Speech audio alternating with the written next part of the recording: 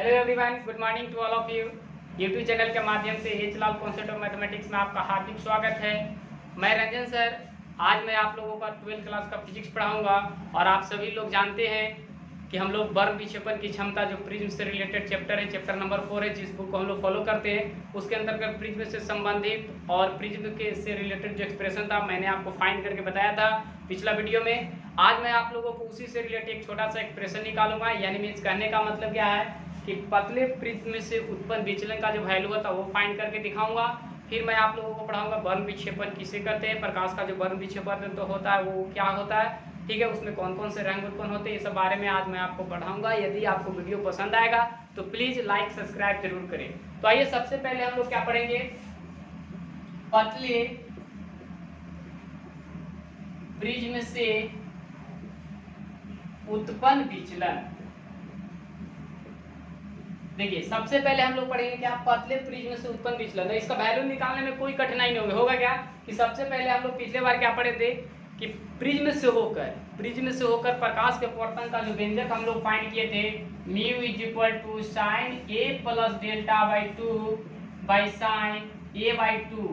इससे जो संबंधित हम लोग जो फाइंड किए थे, इसी की सहायता से हम लोग पतले प्रिज्म से उत्पन्न विचलन का वैल्यू फाइंड करेंगे। तो देखिए कैसे वैल्यू फाइंड करते हैं, ध्यान दीजिएगा यहाँ पे। देखिए मान लेते हैं क्या, माना कि पतले प्रिज्म का कोण ए तथा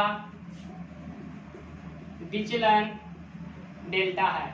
सबसे पहले मैंने क्या माना कि पतले प्रिज्म का कोण है, जो प्रिज्म का कोण कहिए अपवर्तन कोण हम लोग जो पढ़ चुके हैं, तब माना कि पतले प्रिज्म का कोण है तथा विचलन कितना है, डेल्टा है। तो जब पतले प्रिज्म से होकर प्रकाश की किरणें क्रॉस करती है तो उस सिचुएशन में दोनों का वैल्यू काफी छोटा होता है, ठीक है। अब क्या करेंगे, ठीक है, तो अब क्या है, अब हम लोग जानते हैं कि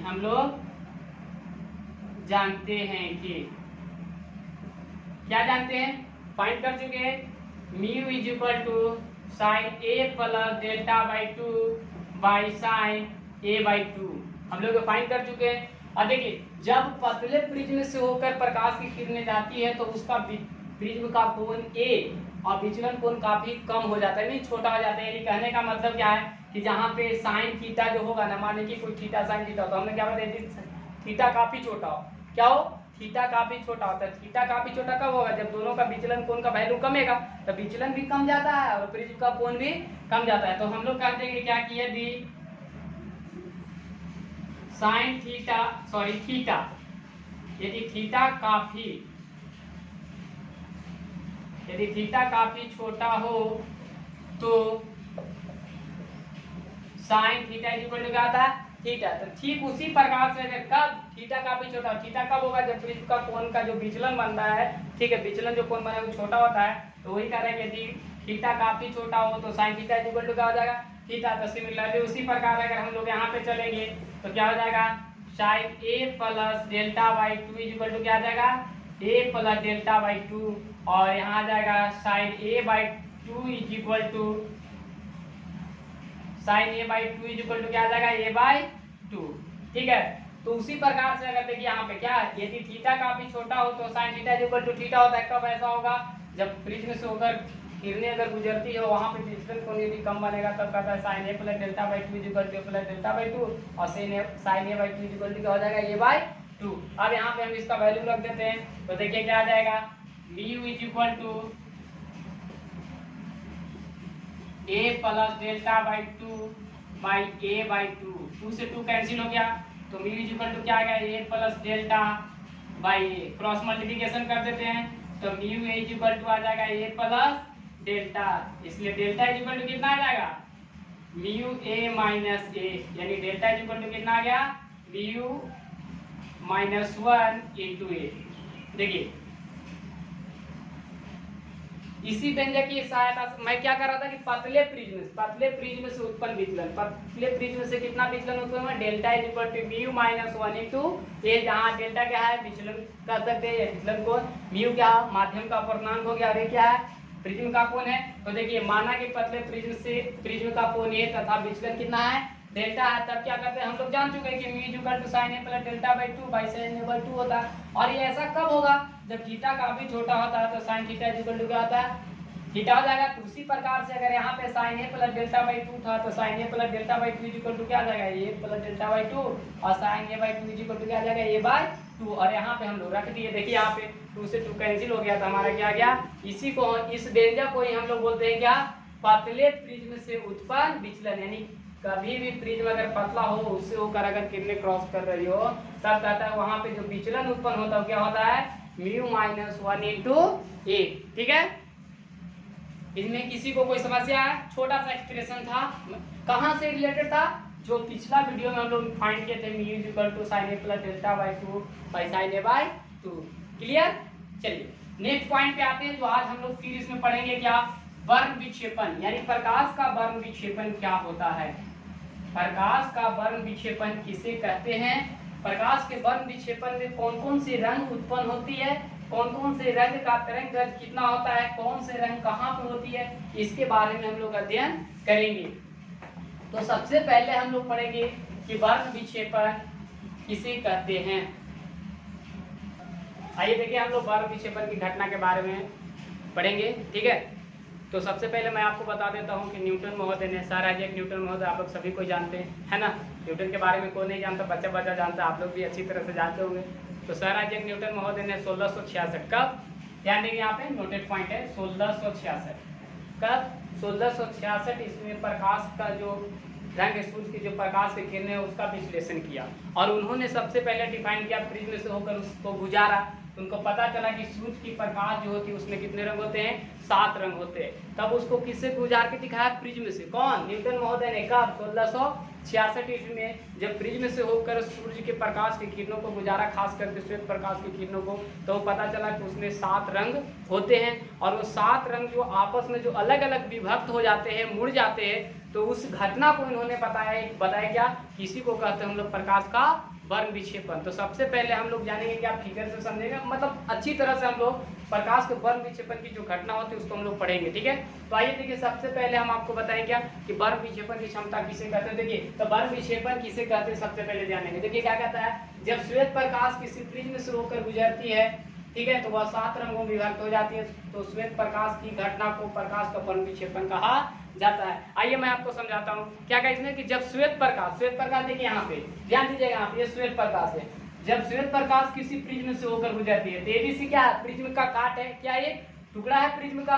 तो कहता है कि जब प्रिज्म से होकर श्वेत प्रकाश गुजरती है, तो देखिए गुजरा, तो क्या कहा कि गुजरने के बाद वह 7 रंगों में विभक्त हो जाती है। तो देखिए यहाँ पे ये जो आपको दिखाई दे रहा है, ये जो आपको दिखाई दे रहा है रेखा स्ट्रेट लाइन, ये पर्दा है, क्या ये पर्दा है। तो ये कहता है कि जब श्वेत प्रकाश किसी प्रिज्म से होकर गुजरती है तो वह 7 रंगों में विभक्त हो जाती है। तो श्वेत प्रकाश की इस पूरी घटना को ही क्या कहते हैं हम लोग, वर्ण विक्षेपण कहा जाता है। तो देखिए जब श्वेत प्रकाश प्रिज्म से होकर गुजरा 7 रंग में, वो 7 रंग कौन कौन उत्पन्न होते हैं वो ध्यान दीजिएगा। सबसे पहले क्या है, बैगनी, जामुनी, नीला, हरा, पीला, नारंगी और लाल। मीन्स कहने का मतलब है कि जब प्रकाश के वर्ण विक्षेपण न्यूटन महोदय ने सबसे पहले जब एक्सपेरिमेंट किया होगा तो किरणें लिया होगा कहाँ से, वो उनको कैसे पता कि सूर्य प्रकाश के लिए उन्होंने क्या किया, सूर्य को किरणें से कहाँ से गुजारा, प्रिज्म से होकर। तो श्वेत प्रकाश जैसे ही प्रिज्म से होकर गुजरती है तो सिंपल सी लॉजिक आप लोग याद रखिएगा माइंड में, क्या कि प्रिज्म से होकर गुजरती है 7 रंगों में विभक्त हो जाती है। तो इस घटना को हम लोग क्या कहेंगे, वर्ण विक्षेपण कहेंगे। ठीक है, तो देखिए वर्ण विक्षेपण की जब घटना हो जाती है, ठीक है, जब वो श्वेत प्रकाश 7 रंगों में विभक्त हो जाती है तो वो 7 रंग होते कौन कौन है, जिसका यहाँ तो मैंने नामकरण किया। देखिए बैगनी, जामुनी, नीला, हरा, पीला, नारंगी और लाल।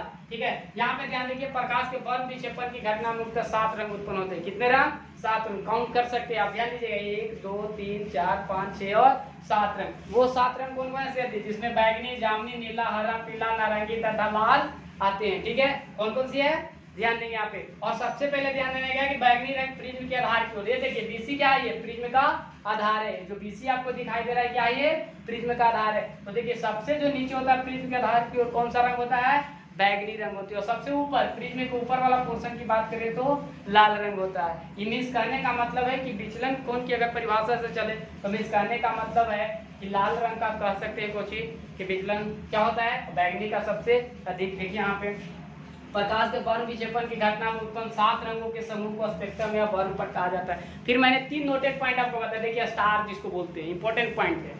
सबसे पहले क्या है, देखिए ये जो आप जिस पर्दा पे आपको ये 7 रंग दिखाई दिया, ये जो पर्दा आपको दिखाई दे रहा है, ठीक है, इस पर्दा पर जो 7 रंग आपको दिखाई दे, वो 7 रंग कौन कौन है? बैगनी, जामुनी, नीला, हरा, पीला और नारंगी। ये 7 रंग जो आपको दिखाई दिया, उस रंग के समूह को हम लोग क्या बोलेंगे? उसको बोला जाता है वर्णपट। हिंदी में इसको क्या बोलते हैं?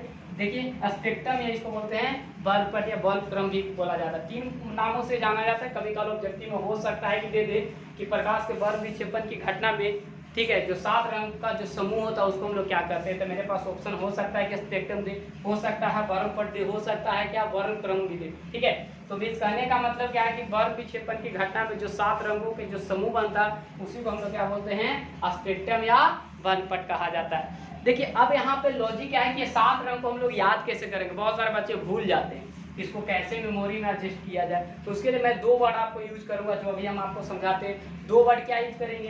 देखिए एक मैं आपको अंग्रेजी में समझाऊंगा और उसके बाद एक मैं हिंदी में समझाऊंगा कि इसको आप कैसे याद कर सकते हैं। दोनों वर्ड को कैसे यूज करेंगे इससे ध्यान दीजिएगा, ठीक है। परिभाषा में किन्हीं को कोई प्रॉब्लम नहीं है। चलिए देखिए परिभाषा में फिर से रिमाइंड कर देता हूँ। क्या है? जब श्वेत प्रकाश किसी प्रिज्म से होकर गुजरती है तो वह 7 रंगों में विभक्त हो जाती है। तो प्रकाश की इस घटना को हम लोग क्या बोलेंगे? प्रकाश का वर्ण विक्षेपण। क्लियर? फिगर भी आपके सामने है। आइए आगे देखिए, हम 2 पॉइंट आपको बता रहे हैं कि इसको याद कैसे करेंगे। बहुत सारे लोग याद करते हैं, भूल जाते हैं, तो उसके लिए हम लोग एक लॉजिक यूज करेंगे। यहाँ पे ध्यान दीजिएगा।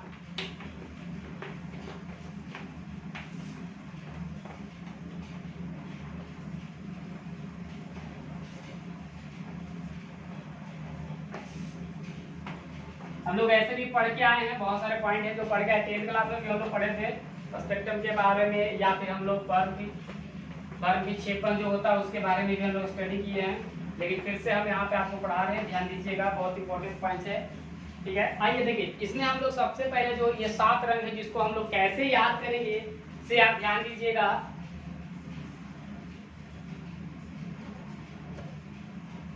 देखिए हिंदी में इस रंग को जो 7 रंग उत्पन्न हुआ उसको कैसे याद करेंगे? देखिए एक वर्ड यूज करते हैं हिंदी में इस रंग को याद करने के, वर्ड यूज करते हैं। क्या यूज करते हैं?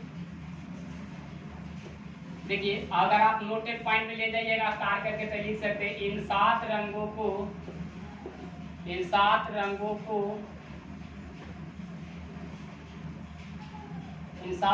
को बैजानी हपीनाला।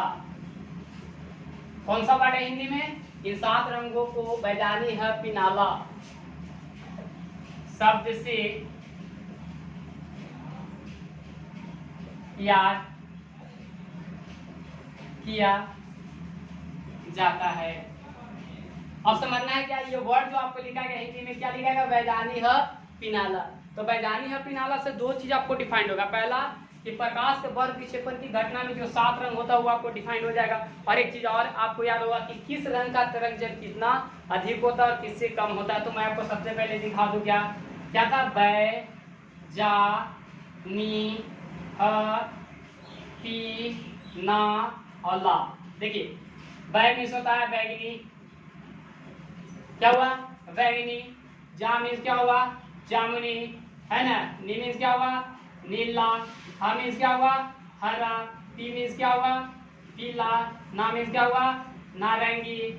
और ला मीन्स क्या हुआ? लाल। देखिए ये जो वर्ड अगर आप याद रखेंगे तो आपको कभी भी कोई भी समस्या नहीं होगा। तो इससे 2 प्रॉफिट होगा। जो हिंदी वर्ड है बैजानी हपीनाला, ये 7 रंगों प्रकाश के वर्ण विक्षेपण की जो घटना में जो उत्पन्न होता है उसको याद करना काफी इजी हो जाता है। और यदि कोई आपको पूछता है तो हमेशा याद रखिएगा तरंग दैर्ध्य भी इसका आसानी से याद किया जा सकता है। यानी कि बैगनी रंग का तरंग सबसे कम और लाल का सबसे अधिक होता है। और कौन से रंग का किसके क्रम के अनुसार, यानी क्रमबद्ध यदि आप तरंग दैर्ध्य याद करना चाहते हैं तो बैजानी हपीनाला जो वर्ड है ये भी आपके लिए काफी ज्यादा इंपॉर्टेंट हो जाता है। क्योंकि बैगनी के बाद जामुनी का, जामुनी के बाद नीला का, नीला के बाद हरा का, हरा के बाद पीला का, और पीला के बाद नारंगी का, और लास्ट में किसका होता है?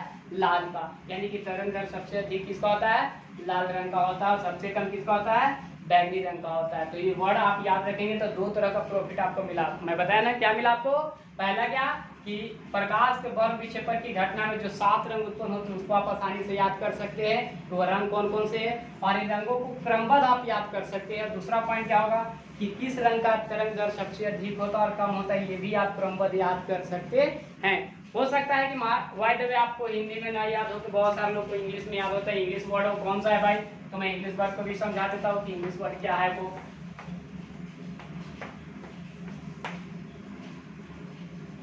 देखिए, इसको अंग्रेजी में यदि आप इन 7 रंगों को याद रखना चाहेंगे तो देखिए इसके लिए एक वर्ड आता है क्या,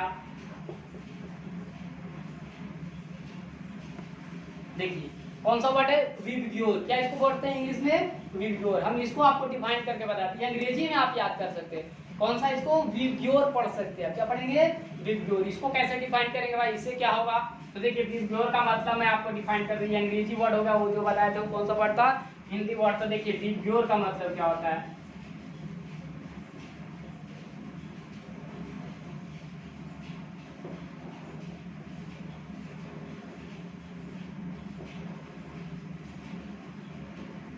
देखिए V का मतलब वायलेट, I का मतलब इंडिगो, B का मतलब ब्लू है ना, G का मतलब ग्रीन, Y का मतलब येलो, ठीक है, और O का मतलब ऑरेंज है ना, R का मीन्स क्या होगा, रेड। देखिए ये हो गया आपका बैगनी, ठीक है, और इंडिगो मीन्स क्या होता है, जामुनी, ब्लू मीन्स नीला है ना, और ग्रीन मीन्स क्या होता है, हरा, येलो मीन्स क्या हो गया, पीला, और ऑरेंज मीन्स क्या हो गया, नारंगी, ठीक है, और रेड मीन्स क्या हो गया, लाल। देखिए इससे भी आपको प्रॉफिट होगा। मान लीजिए भाई जब आपको हिंदी में नहीं याद हो तो ये भी इंग्लिश वाला भी याद कर सकते हैं। क्या यूज करेंगे, विबग्योर वर्ड यूज करेंगे, उसको डिफाइन करते हैं। V मतलब वायलेट, I मतलब Indigo, B means blue, G means green, Y means yellow, और O मीन्स ऑरेंज, और रेड मीन्स क्या होता है, लाल। ये देखिए हिंदी में आ गया। इसको अगर आप डिफाइन करेंगे तो ये वाला हिंदी वाला आ जाएगा और ये वाला वर्ड किसका आ जाएगा, इंग्लिश का आ जाएगा, ठीक है। तो प्रकाश के वर्ण विक्षेपण की घटना से हमको 2 महत्वपूर्ण बातें उत्पन्न होती। पहला क्या हुआ कि वो 7 कौन कौन से रंग है वो हम याद कर सकते हैं 2 वर्ड से, पहला इंग्लिश में और दूसरा हिंदी में। इंग्लिश में विबग्योर यूज करते हैं और हिंदी में बैजानी हफिनाला वर्ड यूज करते हैं, और मैंने आपको डिफाइन करके बताया, ठीक है। वर्ण विक्षेपण की घटना से जो भी पॉइंट मैंने था आपको बताया, ठीक है। यदि आपको वीडियो पसंद आएगा तो प्लीज आप लाइक जरूर करेंगे, सब्सक्राइब करेंगे, ठीक है, और कमेंट्स भी करेंगे। आगे हम लोग जो पढ़ना है, आगे हम लोग जो पढ़ेंगे इसी में क्या पढ़ेंगे सो मैं आपको भी बतलाता हूँ। देखिए स्पेक्ट्रम जो भी हम लोग पढ़े ना, कि वर्ण विक्षेपण की घटना में जो 7 रंगों का जो समूह होता है उसको हम लोग क्या बोलते हैं, स्पेक्ट्रम। अब यहाँ पे 2 पॉइंट मैं आपको बता रहा हूँ, नोटेट कर लीजिएगा माइंड में। स्पेक्ट्रम जो होता है वर्णपट वो 2 प्रकार के होते हैं। कितने प्रकार के, 2 प्रकार के वर्णपट होते हैं। देखिए पहला अगर हम लोग बात करेंगे तो देखिए सबसे पहले हम लोग बोलते हैं शुद्ध स्पेक्ट्रम। क्या बोलते हैं, शुद्ध स्पेक्ट्रम, ठीक है। स्पेक्ट्रम मीन्स वर्णपट, वर्णक्रम भी करते हैं, ठीक है। शुद्ध स्पेक्ट्रम। एक दूसरा जो हम लोग पढ़ेंगे अशुद्ध। क्या पढ़ेंगे, अशुद्ध। एक होता है शुद्ध स्पेक्ट्रम और एक होता है अशुद्ध स्पेक्ट्रम। ध्यान दीजिएगा, 2 नोट, यानी प्योर स्पेक्ट्रम और एक होता है इम्प्योर स्पेक्ट्रम। तो ये दोनों स्पेक्ट्रम जो होती है, शुद्ध स्पेक्ट्रम क्या है, अशुद्ध स्पेक्ट्रम क्या है। तो मैं आपको देखिए यहाँ पर डिफिनेशन आपको नहीं बता रहा, सिर्फ मैं बोल रहा हूँ, आप लोग नोटेट कर लीजिएगा, उसको नोट कर लीजिएगा। शुद्ध स्पेक्ट्रम, यदि आपको आपसे पूछेगा कि शुद्ध स्पेक्ट्रम किसे कहा जाता है, तो ध्यान दीजिए क्या कहता है कि जब पर्दा पर, पर्दा का मतलब कौन, जो ऐसे आपको दिया हुआ था, ऐसे 7 रंग जो आके मिले, इस पर्दा की मैं बात कर रहा हूँ, ठीक है। जब कहता है कि शुद्ध स्पेक्ट्रम की बात करें, कोई परिभाषा पूछा तो शुद्ध स्पेक्ट्रम क्या है, तो आप नोटेट कर लीजिए क्या शुद्ध स्पेक्ट्रम का मतलब क्या हुआ कि जब पर्दा पर कोई स्पेक्ट्रम बनता है और सभी रंग साफ साफ और अलग अलग दिखाई देते हैं, ठीक है।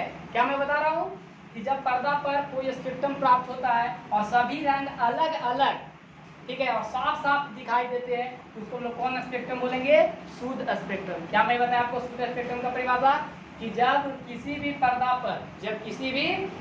पर कब जब प्रिज्म से होकर गुजरेगा तब प्रिज्म के वर्ण विक्षेपण की घटना है, और जब तक वर्ण विक्षेपण की घटना उत्पन्न नहीं होगा तब तक शुद्ध स्पेक्ट्रम बनेगा नहीं। तो वही कहा गया कि जब पर्दा पर कोई भी स्पेक्ट्रम बनता है और उसमें शुद्ध क्या होता है, साफ साफ, ठीक है, और अलग अलग जब दिखाई पड़ता है रंग, उसको बोलते हैं शुद्ध स्पेक्ट्रम। अब अशुद्ध किसको बोलेंगे, अशुद्ध किसको बोलेंगे, जब कोई पर्दा पर अगर कोई स्पेक्ट्रम प्राप्त हो रहा हो, क्या हो रहा है, जब कोई पर्दा पर कोई स्पेक्ट्रम प्राप्त हो रहा हो और रंग जो है साफ साफ दिखाई नहीं देता हो, साफ साफ नहीं बन रहा हो, अलग अलग नहीं बन रहा हो, तो उसको हम लोग क्या बोलते हैं? अशुद्ध स्पेक्ट्रम, यानी कि शुद्ध वर्णपट और अशुद्ध वर्णपट। ठीक है, फिर से जब कोई पर्दा पर स्पेक्ट्रम बनता है तो जब रंग उसमें साफ साफ, ठीक है, और अलग अलग दिखाई पड़ते हैं उसको शुद्ध स्पेक्ट्रम कहते हैं, और जब वही रंग अलग अलग और साफ साफ नहीं दिखाई देते तो उसको हम लोग बोलते हैं अशुद्ध स्पेक्ट्रम।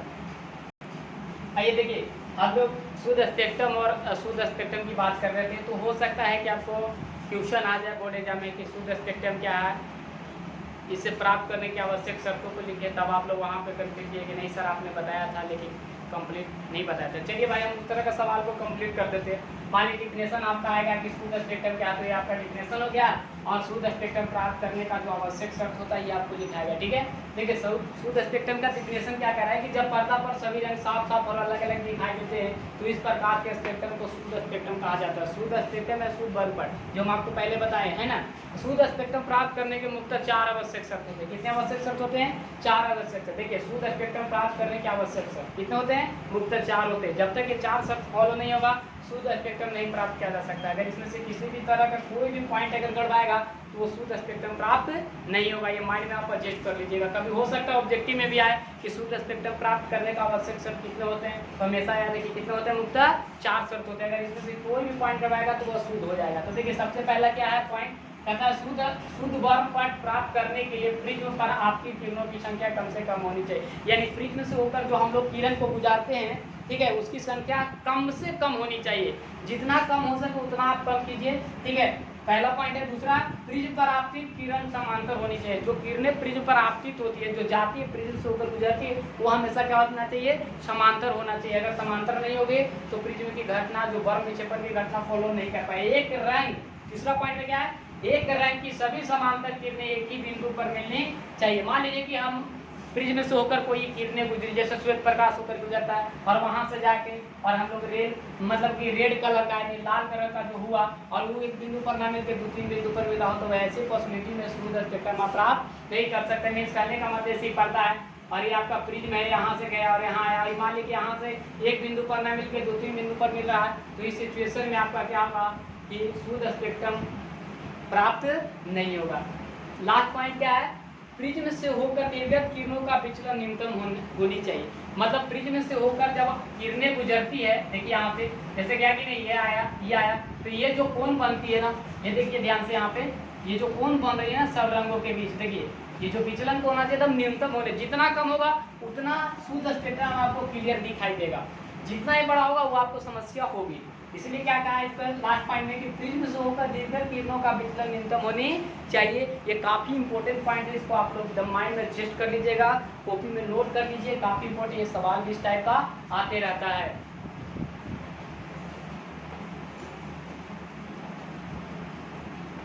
ये सब नोटेड पॉइंट है, आप इसको नोट कर लीजिएगा। ठीक है, नहीं नोट करेंगे आपको समस्या होगी।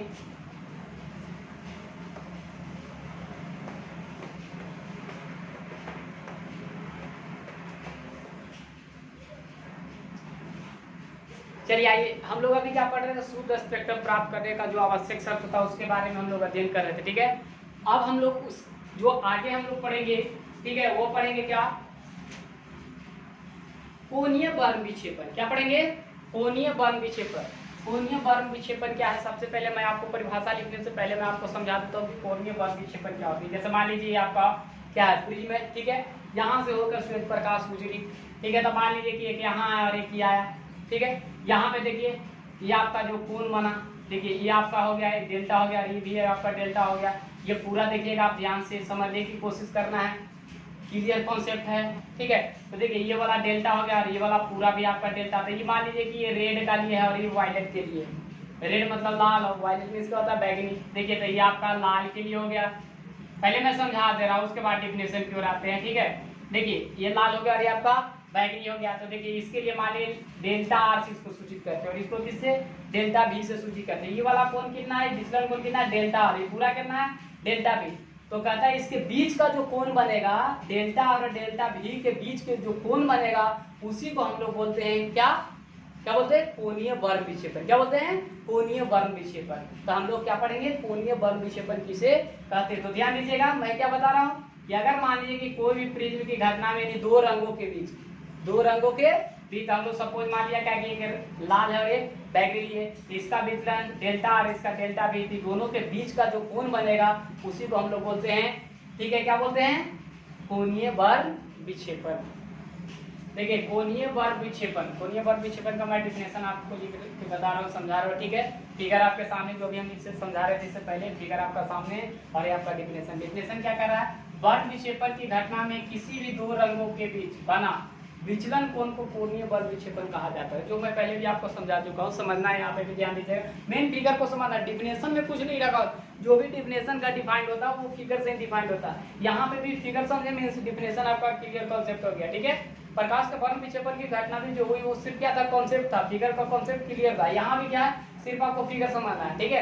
देखिए कहता है क्या कि वर्ग विक्षेपण की घटना में किसी भी दो रंगों के बीच बना विचलन कोण को कोणीय वर्ग विक्षेपण कहते हैं। ये ध्यान दीजिएगा, सबसे पहले वर्ग विक्षेपण की घटना इसमें हो रही है कि नहीं, ये ध्यान देना। देखिए श्वेत प्रकाश किसी प्रिज्म से होकर गुजरती है और वह 7 रंगों में विभक्त हो जाती है। तो यहाँ पे हमको 7 रंग नहीं लेना है, 7 रंग को नहीं लेना, सिर्फ कितने रंग लेना है, 2 रंग, क्योंकि डिफिनेशन कहता है 2 रंगों के बीच, ठीक है। तो मैंने क्या लिया, एक रेड लिया और एक क्या लिया, बैगनी, यानी कि एक रेड एक वायलेट, यानी कि लाल और बैगनी हमने 2 रंग लिया। जो एक होता है आधार की और एक ऊपर होता है, रेड सबसे ऊपर और बैगनी सबसे नीचे होती है। तो देखिए मैंने क्या बोला, विचलन कोण, सबसे पहले क्या बोला, विचलन कोण। तो हमने क्या बताया था विचलन कोण का डिफिनेशन, कि आपतित किरण और निर्गत किरण के बीच जो कोण बनता है उसको विचलन कोण। तो ये जो कोण बन रही है आपतित किरण था और ये देखिए डेल्टा आर है, क्या है, डेल्टा आर। देखिए डेल्टा आर मिस करने का मतलब कि आपतित किरण और निर्गत किरण कौन था, लाल रंग जो निर्गत हुआ। तो कहता है इसके बीच का जो कोण बन रहा है, कौन कोण बन रहा है, विचलन कोण, क्या है, डेल्टा आर, क्या है, डेल्टा आर। और यहाँ से देखिए ये आपतित किरण है और ये क्या है, निर्गत किरण है। तो देखिए बैगनी निर्गत की जो रंग निकल रहे बाहर, जो कलर है वो क्या बैगनी है। तो कहता है इसके लिए जो यहाँ से देखिए, यहाँ से जो विचलन कोण बन रहा है पूरा वो क्या है, डेल्टा बी है, क्या है, ये डेल्टा बी है। ऐसे विचलन कोण को डेल्टा सूचित करते हैं, लेकिन हम लोग यहाँ पे क्या लिए, रंग, इसलिए डेल्टा आर हो गया डेल्टा बी। तो ये दोनों रंगों के बीच, ये 2 रंगों के बीच जो बना हुआ कोण है उसी को हम लोग बोलते हैं, क्या बोलते हैं, कोणीय वर्ग विक्षेपण। तो ध्यान दीजिए इसके बीच का कोण कौन हो गया, ये। तो देखिए बड़ा कौन था, डेल्टा बी, और छोटा कौन था, डेल्टा आर। यानी कहने का मतलब कि हमारा जो ये जो कोण आएगा, इस कोण को हम लोग बोलते हैं कोणीय वर्ग विक्षेपण। इसको क्या हो गया, डेल्टा बी बराबर डेल्टा। ध्यान दीजिएगा यहाँ पे अर्थात में अगर हम लोग चलते हैं तो देखिए परिभाषा के अनुसार क्या आ जाएगा, delta B minus delta R. यानी हम लोग कह सकते हैं क्या, कोणीय वर्ग विक्षेपण, कोणीय वर्ग विक्षेपण इक्वल टू क्या कहते हैं, डेल्टा बी बराबर डेल्टा आर। मीन्स करने का मतलब ये नहीं मैं समझा रहा हूँ, ये दिमाग में मत सजेस्ट कर दिया कि सिर्फ और सिर्फ यही फॉलो होगा, कोई भी 2 रंग ले सकते हैं, ऐसा नहीं। मैंने सिर्फ रेड और क्या लिया, वायलेट लिया है, लाल और बैगनी लिया, इसलिए मैंने क्या कोणीय वर्ग विक्षेपण को हम लोग लिख सकते हैं क्या, जो इसके बीच का कोण बना क्या, delta B minus delta R. देखिए यहाँ पे डेल्टा आर है, डेल्टा बी है, तो इसके बीच का कोण बना delta B minus delta R. तो ये बड़ा बने छोटा बने, इसको फाइंड कैसे करेंगे, तो क्या है delta B minus delta R. और ऐसा ही आप दिमाग में मत सजेस्ट कर लीजिएगा, हो सकता है कि कोई, हो सकता है पीला और नीला के भी बीच हो, ऑरेंज के भी बीच हो, किसी के बीच में डिफाइन किया है तो उसको तो हम लोग उसी से डिनोट करेंगे। तो मैंने यहाँ रेड और क्या लिया, वायलेट लिया, इसलिए मैंने क्या delta B minus delta R. अब देखिए हम लोग पतले प्रिज्म से रिलेटेड हम लोग डिफाइन किए थे क्या, विचलन, क्या पढ़े थे, म्यू माइनस 1 इंटू ए। ये पतले प्रिज्म का विचलन हम लोग पढ़े अभी, ठीक है। तो डेल्टा इक्वल टू का म्यू माइनस 1 इंटू ए। अब देखिए कि अगर हमारा विचलन कोण कितना है, डेल्टा आर है, तो यहाँ पे डेल्टा आर यदि हम लेते हैं तो यहाँ पे क्या लिख देंगे, म्यू आर, क्या लिखेंगे, म्यू आर, ठीक है। तो अब हम लोग चलते हैं, अब देखिएगा पतले प्रिज्म के लिए, किसके लिए, पतले प्रिज्म के लिए, पतले प्रिज्म के लिए चलते हैं। तो डेल्टा आर फाइंड करेंगे तो कितना आ जाएगा, म्यू आर माइनस 1 इंटू ए। पतले प्रिज्म के लिए हम लोग अभी तो बताएं, फिर क्या हो जाएगा, पतले प्रिज्म के लिए तो डेल्टा भी फाइंड कर देते तो क्या हो जाएगा, म्यू भी और माइनस 1 इंटू ए, ठीक है।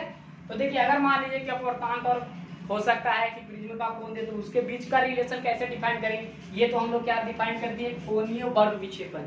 क्या डिफाइन किए, कोणीय वर्ग विक्षेपण, और कहता है इसके बीच एक रिलेशन डिफाइन कर लिए कि अपवर्तनांक और प्रिज्म के कोण के बीच रहेगा। तो सबसे पहले डिफाइन कर लेना, कहाँ से, पतले प्रिज्म का जो हम लोग विचलन निकाले थे उत्पन्न होता है उसके लिए। तो क्या आ जाएगा, डेल्टा आर के लिए क्या आ जाएगा, म्यू आर माइनस 1 इंटू ए। कैसे है, क्योंकि डेल्टा के लिए हम लोग पढ़ चुके थे कि delta equal to mu minus 1 into A. ये किसी भी रंग के लिए नहीं था, ये विचलन उत्पन्न निर्गत किरण और किसके बीच आपतित किरण के बीच जो विचलन उत्पन्न हुआ पतले प्रिज्म के लिए उसके लिए था। लेकिन हम लोग यहाँ पे क्या लिए हैं, रेड और क्या लिए हैं, वायलेट, लाल और बैंगनी के लिए। तो यहाँ डेल्टा आर यानी कि म्यू आर हो जाएगा, यानी कि ये जो अपवर्तनांक है किसका, लाल का है, और ये किसका अपवर्तनांक है, बैंगनी का। तो इसके बीच का रिलेशन कैसे डिफाइन करेंगे, इससे ध्यान दीजिए।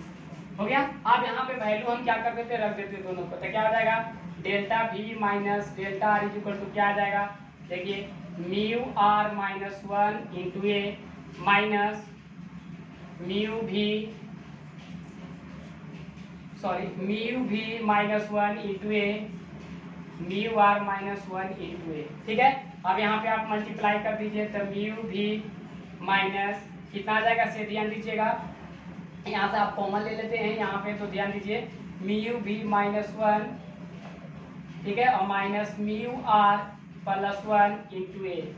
ठीक है। तो यहाँ 1 से 1 कैंसिल हो गया, तो क्या बचा, म्यू भी minus mu R into A. Means करने का मतलब जो हमारा रिलेशन डिफाइंड हो गया, मीन्स करने का मतलब delta B minus delta R is equal to क्या गया, देखिए म्यू भी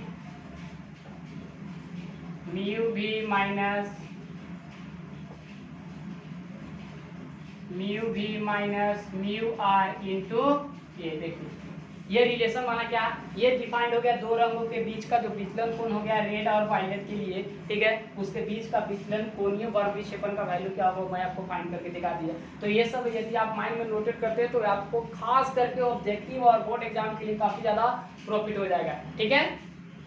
हम लोग पढ़ेंगे क्या, वर्ग विक्षेपण क्षमता।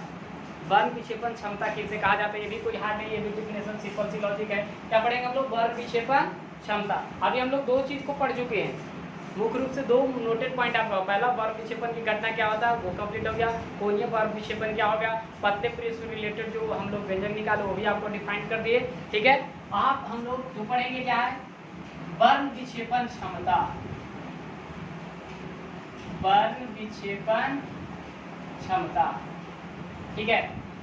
क्या है, वर्ग विक्षेपण क्षमता। तो इसमें क्या होता है कि कोणीय वर्ग विक्षेपण जो अभी हम लोग पढ़े, कोणीय वर्ग विक्षेपण। तो डेफिनेशन में सबसे पहले ऐड कर देता हूँ, देखिएगा यहाँ पे, कोणीय वर्ग विक्षेपण,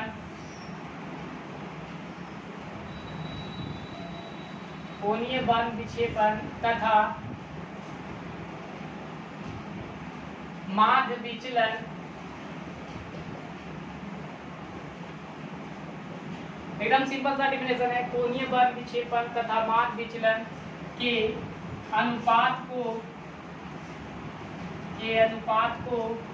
वर्ग विक्षेपण क्षमता कहा जाता है। वर्ग विक्षेपण क्षमता कहा जाता है। इसे ओमेगा से, देखिए यहाँ पे जो दिखाई दे रहा है ओमेगा, इसे ओमेगा ऐसे बोलते हैं, इसे ओमेगा से सूचित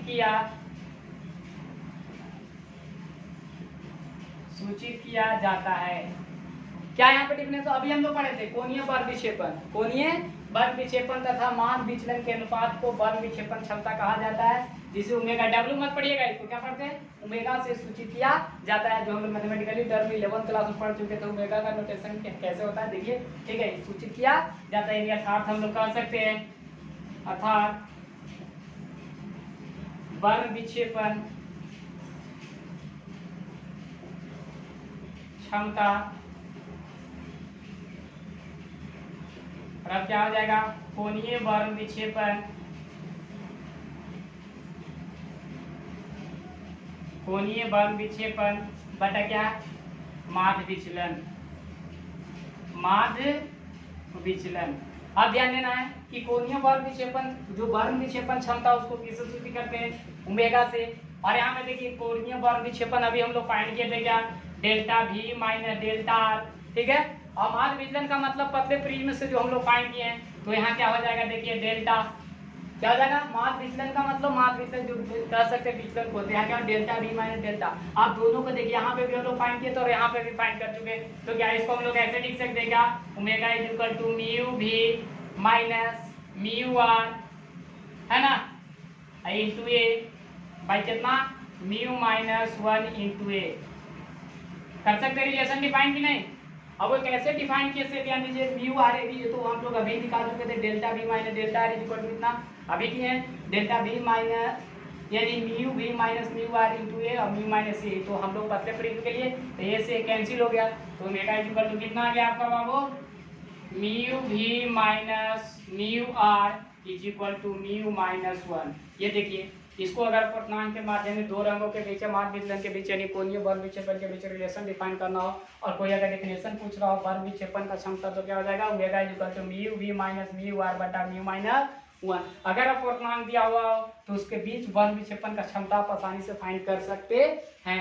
डेफिनेशन क्या कह रहा था, कोणीय बल विक्षेपण और मास विचलन के बीच अनुपात को, है ना, कोणीय बल विक्षेपण मास विचलन के अनुपात को बल विक्षेपण क्षमता कहा जाता है, जिसको ओमेगा से सूचित किया जाता है, अर्थात omega is equal to delta V minus delta R equal to delta, और दोनों को हम लोग वैल्यू रख दिए, कैंसिल करने के बाद मेरा रिलेशन बन गया।